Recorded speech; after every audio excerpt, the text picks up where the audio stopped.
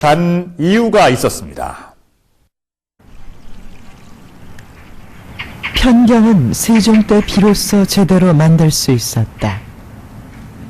우리가 걸어온 요 자리가 바로 옛날에부터 이 조선조 500년간에 그 사용했던 경석을 판했던 자리인데, 조선 건국 초 혼란기에 많은 악기들이 사라졌고 편경 역시 갖추지 못하고 있었다. 세종 이전까지는 중국에서 보내주는 편경을 연주하는 실정이었다. 그런데 바로 이곳에서 경석이 발견되면서 편경을 자체 제작할 수 있게 되었다. 지금 보이시는 이 건달산 일대가 바로 세종시대의 우리 서씨들의 집성촌이었습니다. 그때 왕실에 시위로 계셨던 서하란 분이 이 경석을 발견해서 세종에게 바쳤습니다. 남양석이라 불린 이곳의 경석은 지금도 채굴되고 있다. 남양석은 품질도 뛰어났다. 이렇게 외형으로 품질이 좋은 돌과 나쁜 돌은 그 소리에서 확연한 차이가 난다. 성분이 이제 그 아주 입자가 곱고 이렇게 연한 아주 옥색으로 되어 있고 단색으로 이런 이제 잡석 좋은 돌과 잡석의 차이는 일반인도 느낄 수 있다.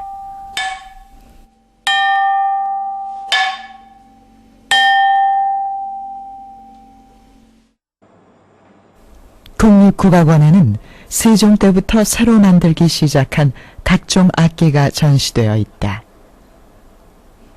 많은 악기 중에서 편경은 특별한 의미가 있다. 편경은 모든 악기의 기준, 즉 조율악기인 것이다. 편경은 그 돌로 되어 있어서 기후 조건에 영향을 받지 않고 일정한 음고를 내줍니다. 그래서 가야금이나 대금처럼 그 연주하는 방식에 의해서 또 그 기후에 따라서 많이 음고가 변하는 악기와 다릅니다. 일정한 음고를 내서 그 조율 악기로 사용돼 왔습니다. 악기는 우주의 소리를 모두 담아야 한다는 것이 당시의 인식이었다. 따라서 악기는 모두 자연 재료를 이용하여 만들어졌다. 나무로 만든 타악기인 어와 축,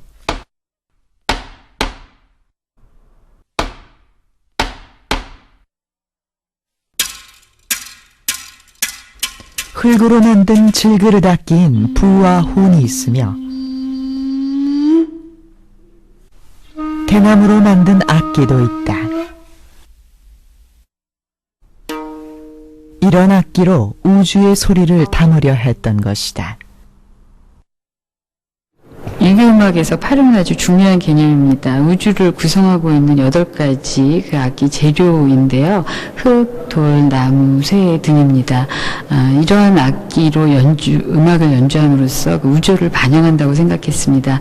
그런데 고려 말기 그리고 조선 초기에 그 어지러운 상황에서 악기가 망실되면서 세종대에는 이러한 악기를 전부 구비해서 완전한 음악을 연주하려고 노력했습니다.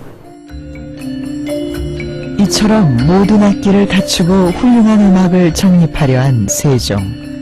세종의 이런 노력에는 음악 정비 외에 또 다른 이유가 있었다. 조선은 유교, 즉 성리학을 국시로 세운 나라였다. 여기에 있는 세질이 다 성리대전입니다.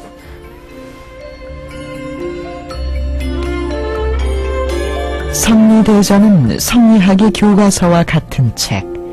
세종은 이 책을 전국에 보급시켰다. 성리학을 국가의 통치 이념으로 확립하려는 의도였다.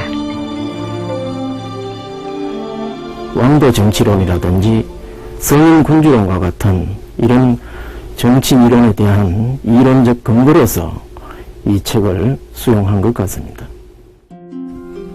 성리대전의 한 권은 율려신서, 음악 이론서다. 음악을 통치의 한 부분으로 여긴 것이다. 여기에 보면 음악의 시작은 황종음에서 비롯된다고 되어 있다. 황종이라는 음은 누르황자가 들어있는 것처럼 노란색을 나타내고, 이 노란색은 중심을 나타내고 가장 고귀한 색깔이라는 뜻입니다. 그래서 황종음을 정한 다음에 나머지 음을 만들어 나가게 됩니다. 이때 조선의 음악을 맡았던 인물이 바로 박연이었다. 박연은 세종에게 조선의 음악을 정비해야 한다는 상소를 무려 39편이나 올렸다. 그 중에는 황종율관을 제작해야 한다는 주장도 나온다. 기준에 민 황종음을 내는 기구, 그것이 바로 황종율관이었다. 세종은 박연의 주장을 받아들여 황종율관을 제작하게 했다.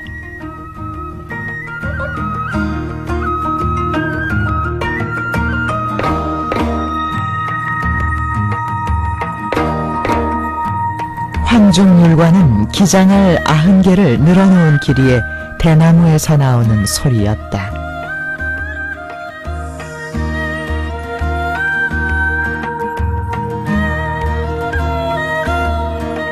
박연은 중국의 방식 그대로 황종율관 제작에 나섰다.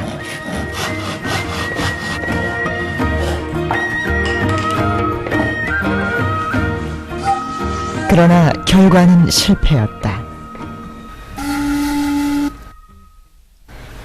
중국에서 보내온 편경의 황종음보다 약간 높았던 것이다.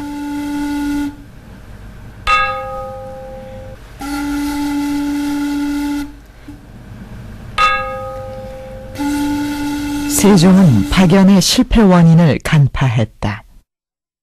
우리나라가 동쪽 끝에 위치하고 있어서 춥고 더운 기후와 풍토가 중국과 현격하게 다른데 어찌 우리나라의 대나무로 황종관을 만들려고 하는가?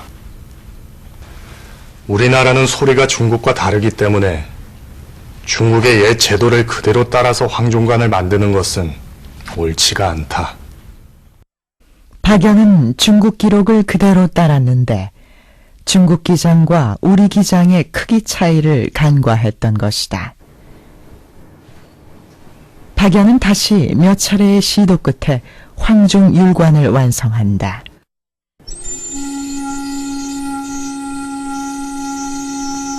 조선시대 기준음은 어떤 음이었을까? 세종 때의 황종율관을 복원한 것을 물어보았다. 잘못된 부분을 패턴을 보시면 측정 결과 황종음의 주파수는 278.5Hz였다.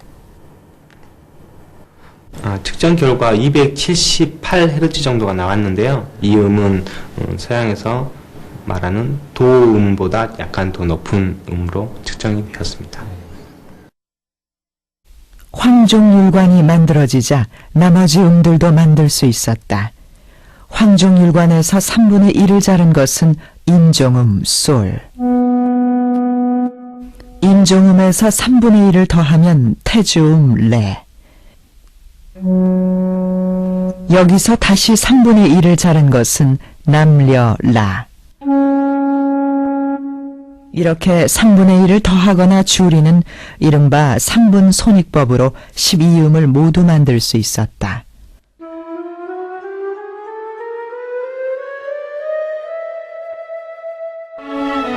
이렇게 해서 황종음과 나머지 음이 만들어졌다.